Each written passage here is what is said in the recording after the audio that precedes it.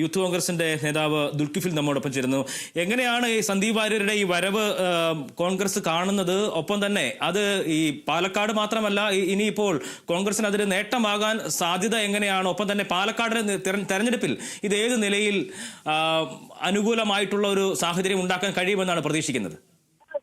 പാലക്കാട് തെരഞ്ഞെടുപ്പിൽ ഐക്യജനാധിപത്യ മുന്നണി തുടക്കത്തിലേ പറഞ്ഞിട്ടുണ്ട്, ഞങ്ങളുടെ സ്ഥാനാർത്ഥിയായാലും അതിനു മുമ്പ് 13 വർഷക്കാലം അവിടെ നേതൃത്വം കൊടുത്ത MLA ആയത് വികസന പ്രവർത്തനങ്ങളിലും അതോടൊപ്പം തന്നെ കഴിഞ്ഞ തെരഞ്ഞെടുപ്പിൽ BJPയെ സംബന്ധിച്ചിടത്തോളം അവരെ ഏറ്റവും സ്റ്റാർ ക്യാമ്പയിനറായ ശ്രീധരനെയാണ് അവർ അവിടെ സ്ഥാനാർത്ഥിയാക്കിയത്. അതിനൊക്കെ മറികടന്നാണ് ഐക്യജനാധിപത്യ മുന്നണി അവിടെ വലിയ വിജയം നേടിയത്. അതുകൊണ്ട് തന്നെ ഇത്തവണ ഒരു BJPയുടെയും CPMന്റെയും സംഘപരിവാർ അജണ്ടക്കെതിരായി അതിശക്തമായ ഒരു വലിയ മത്സരം അവിടെ നടക്കുകയും വലിയ ഭൂരിപക്ഷത്തിൽ ഞങ്ങൾ വിജയിക്കുമെന്നുള്ള കാര്യത്തിൽ തർക്കവുമില്ല. സന്ദീപ് വാര്യരുടെ ഈ ഇപ്പോഴത്തെ വരവ് അത് കേരളത്തിലെ മുഴുവൻ ജനാധിപത്യ വിശ്വാസികൾക്കും വലിയ ആവേശം നൽകുന്ന വരവാണ്.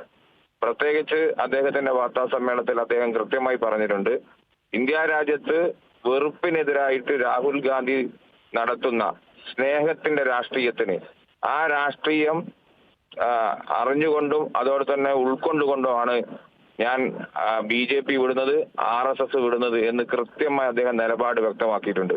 അതുകൊണ്ട് തന്നെ മതേതര ജനാധിപത്യത്തിൽ ഉൾക്കൊള്ളുന്ന എല്ലാവർക്കും വളരെ സന്തോഷം നൽകുന്ന ഒരു തീരുമാനമാണ് സന്ദീപ് വാര്യൻ നടത്തിയത്.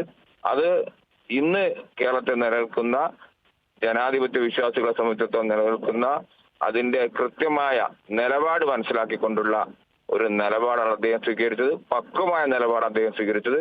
അതിൽ വളരെയധികം സന്തോഷമുണ്ട്.